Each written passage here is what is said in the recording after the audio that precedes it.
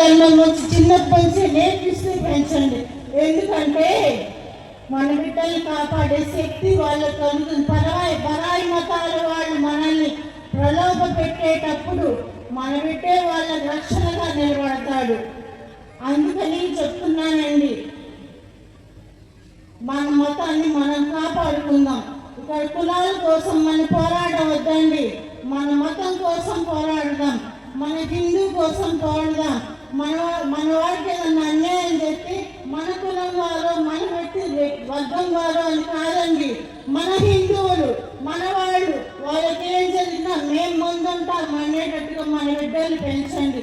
మన ఆడబిడ్డల్ని రాణి రుద్రమదేవిగా, ఝాన్సీ లక్ష్మీబాయి అంత ధీరులుగా తయారు చేయండి.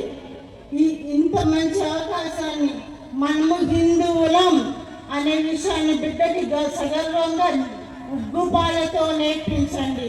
మన బిడ్డని మనమే రక్షించుకోవాలి, మన జాతిని మనమే కాపాడుకోవాలి. వేరే పరాయి మతాలు వచ్చి ఇళ్ళ ముందు స్వామీజీ చెప్పినట్టు ప్రచారాలు చేస్తుంటారండి. పట్టించుకోవద్దు. అసలు మా ఇండ్లు కాదు కదా, మన వీధి చివరికి కూడా వాళ్ళని రానివ్వద్దు. మన ధర్మం గురించి మనమే నేర్పించుకోవాలి. మన వ్యక్తిత్వాన్ని మనరాయి మత వాళ్ళు అంటుంటారండి, మీకు అన్ని వేల కోట్ల మంది దేవుడు ఉన్నారు, మాకు ఒక్కడే దేవుడు అండి. అవునండి, మాకు వేల కోట్ల మంది దేవుళ్ళు ఉన్నారు. ఒక్కో దేవుడు ఒక్కో పర్సనాలిటీ డెవలప్మెంట్ క్లాస్ అండి.